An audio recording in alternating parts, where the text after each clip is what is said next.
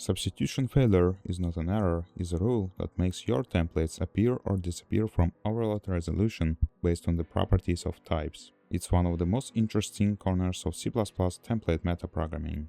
We'll use a standard enable if, a pinch of Decltype keyword, and some neat metafunctions to build real and runnable examples. So let's get into it. First trick we'll call constraining overloads with enable if keyword.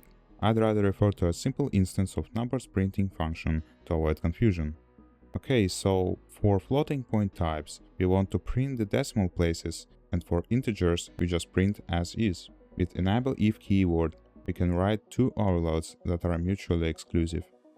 I know that this code might be a little bit mess, but I want to assure you that it's not as complicated as it seems. Let's decode the magic. The definition of the type of data returned depends on what result the enable if structure outputs. The standard enable if struct is defined roughly like this.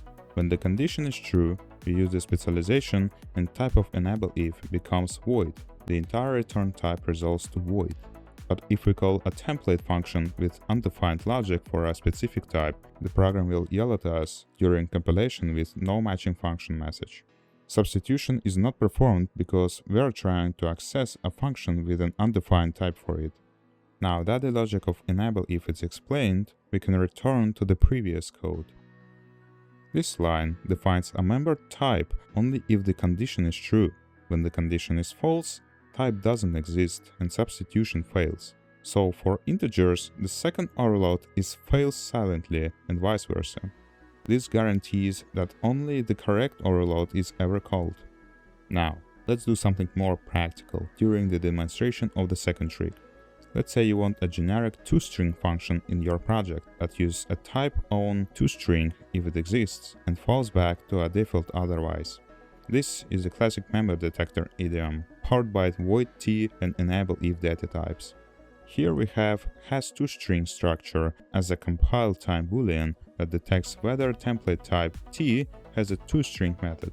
We use void t structure to safely evaluate the expression standard declare value. Then enable if chooses the stringify overload that prints the custom string if available or falls back to streaming, or result at compile time with 0 runtime cost. Okay, next trick on the list is conditionally enabling member function feature.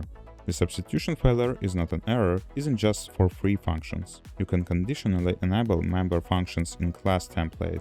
For example, a simple vector class that offers a sort method only if the stored type is comparable, which means that the given type supports a comparison operator. This prevents compilation errors deep in your project. The sort member is only available when the expression of comparison is valid. We achieve this by adding an first extra template parameter defaulted to the second one, then using enable if on the return type. The condition checks that the second template type is the same as the first one to delay instantiation until the member is actually called, and that Decltype function is giving us a boolean result. If the condition fails, substitution fails and sort simply vanishes from the class. This is how many containers from standard library conditionally add functions like inplace or pushback, and now you know it. Now we absolutely know that the substitution failure is not an error, is incredibly powerful, but the syntax can be a bit ugly. 20 standard of C++ introduce concepts which make many of these patterns much cleaner.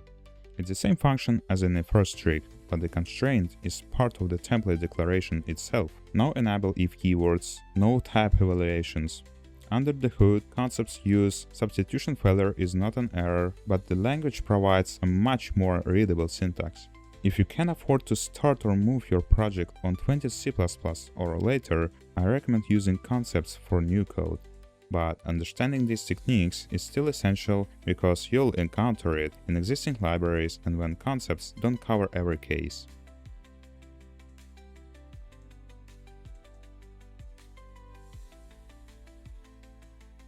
So, you've learned how to select overloads based on type traits, detect member functions, and conditionally add methods to your classes.